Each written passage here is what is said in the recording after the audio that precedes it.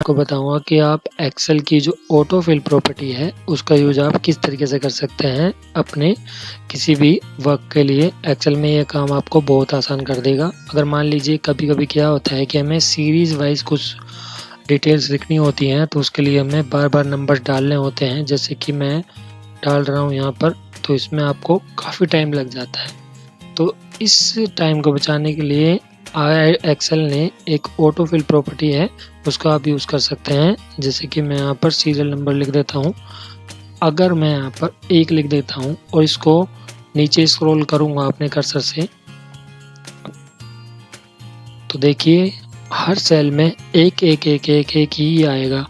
लेकिन एक्सेल की auto fill property क्या कहती है कि अगर मैं इसके पहले वाले पार्ट सेल में 1 फिल करूँगा और दूसरे में 2, और फिर अगर मैं इन दोनों सेल्स को सिलेक्ट करने के बाद अपने कर्सर से नीचे की तरफ ले जाऊंगा ना, तो क्या होगा कि एक इस 2 में जुड़ेगा, 2 में फिर ये 1 जुड़ेगा, 3 फिर 1 जुड़ेगा, 4, और ये जो प्रॉपर्टी इन 2 में होगी ना, एक एक जुड़ने की, इन 2 के बीच में जो डिफरेंस होगा वो ही सारी बाकी नंबरों में भी होगा।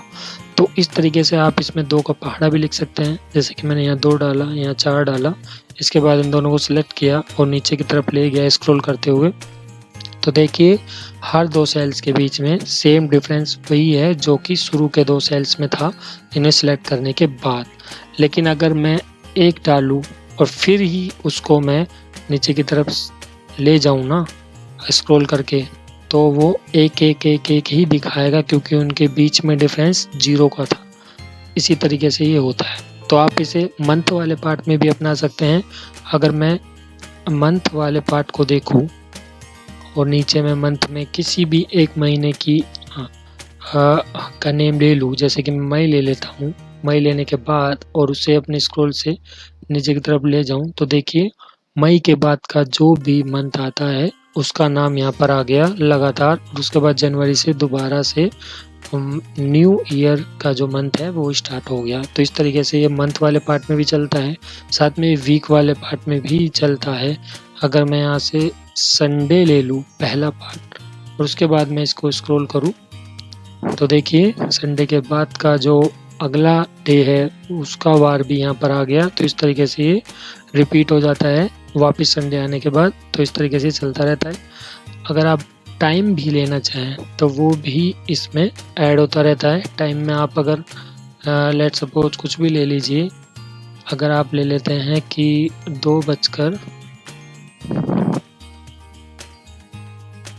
के अगर ये वाला टाइम हो रहा है, तो अब अगर आप नीचे स्क्रॉल करेंगे तो देखिए सेम 3 बजकर 4 बजकर एक 1 आवर का डिफरेंस इसमें आ गया। ये टाइम में चालू हो गया है। इस तरीके से अगर आप इसको डेट में लेना चाहें तो डेट में भी ये आप ले सकते हैं। तो इसके लिए आपको डेट लेना होगा, कोई भी एक डेट ले लीजिए। जैसे कि मैं यहाँ से ले रहा हूँ, उसके बाद इसको स्क्रॉल करके नीचे ले जाएंगे तो देखिए डेट के बाद इसमें मंथ का चेंज हो रहा है, बस कि ये डेट वाला सिस्टम भी इसमें लग गया है, क्योंकि नंबर में वो डेट वाला फॉर्मेट है वो इसमें लग गया। इसीलिए अगर यहाँ से नंबर से आप इसको लॉन्ग डेट में भी और शॉर्ट डेट में भी चेंज कर सकते हैं।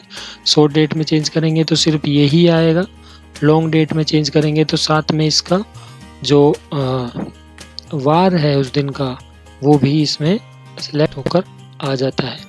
इस तरीके से आप इसको सिलेक्ट कर लीजिएगा, फिर ये आ जाएगा।